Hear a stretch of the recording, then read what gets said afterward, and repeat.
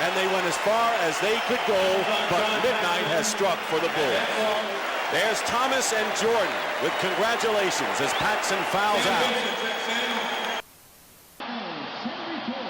This stifling Detroit Piston defense holds the Chicago Bulls to 28 of 90, 31%. But Michael Jordan had 31, and he's with Pat O'Brien.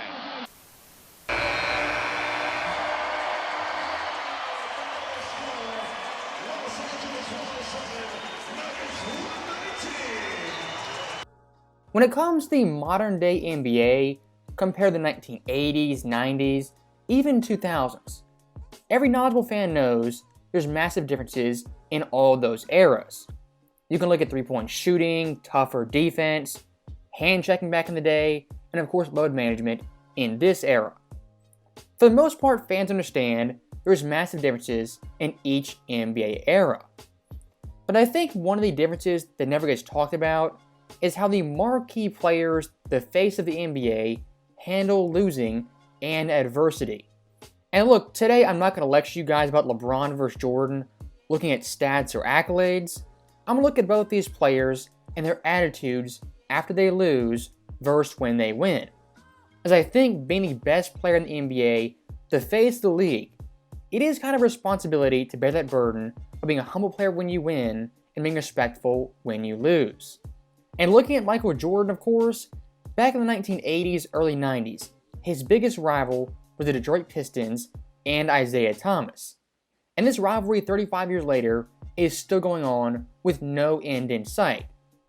Now, despite being bitter rivals hating each other, Michael Jordan in defeat every single time showed class and respect. As in 1988, 89, and 90, he shook the Pistons' hands, stayed on the court, congratulated them, and then walked off as the loser. That's how you do it.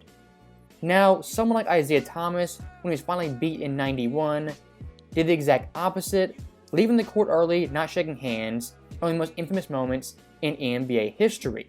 Of course, a douche move, and not how you do it. If you've played sports at any level, handshakes after the game, win or lose, is common courtesy and just respectful. And Michael Jordan, 3 straight years did that, compared to Isaiah Thomas, who walked off the court early.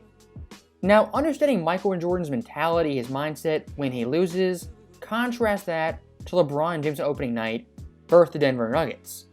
As in this game, he walked off the court immediately, snubbed Jokic, snubbed Murray, and didn't shake hands with anyone. Now, I find this pretty interesting for a couple of reasons, because LeBron in the past had done this numerous times. I mean, you can go on YouTube right now, and there's entire mixtapes of LeBron James walking off the court early, not shaking hands, and really not having respect when he loses. And for a player of LeBron's caliber, in year 21, almost 39 years old, he's above this behavior and this petty stuff. And looking at last year's West Finals, in Game 3 versus Denver, LeBron James also walked off the court early. Contrast LeBron in losing versus LeBron in winning, and it's a very different story. As in the second round versus Golden State, when he won at home, he was on the court hugging everyone, chopping it up, and dapping it up for close to 15 minutes. My overall problem with snubbing Denver in Game 1 to open the season, it is kind of embarrassing for a player of LeBron's caliber.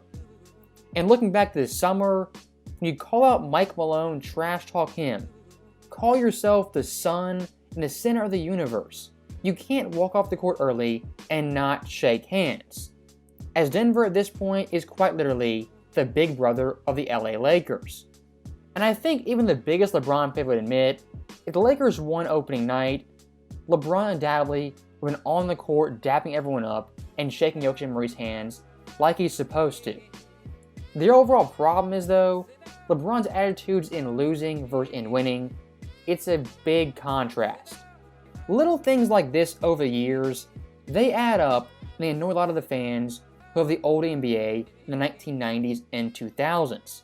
As back in that era, if you hated a team, hated a player, talked smack to them, and ended up losing, you didn't tuck your tail and run, you would tip your hat to them, show respect, like Jordan did versus the Pistons. And looking back at last year's West Finals in Game 4, after that game LeBron James had a pseudo-fake retirement, I might come back, I might not. That right there is more evidence LeBron James, his constant excuses and BS when he loses. As just now in 2023, only a couple months later, Nike has a commercial saying LeBron wants to play with both sons in the NBA. Absolutely no shame from the Lakers, Nike, or LeBron, as that fake retirement was so transparent and an obvious excuse.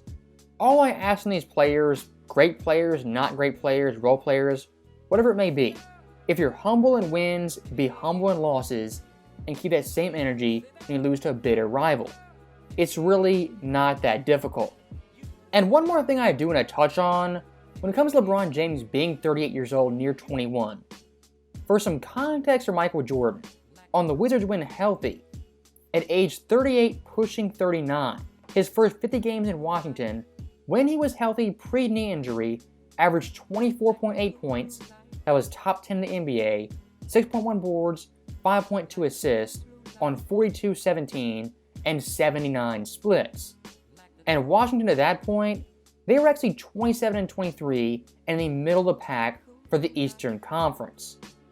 Just some perspective for all this age 38, year 21 talk. Because look, Michael Jordan in a tougher defensive era, a much slower paced era, still put up some pretty good numbers at LeBron's age. And going forward, I'm going to be pretty intrigued to see LeBron James, how he handles the burden of being this old, this late in his career.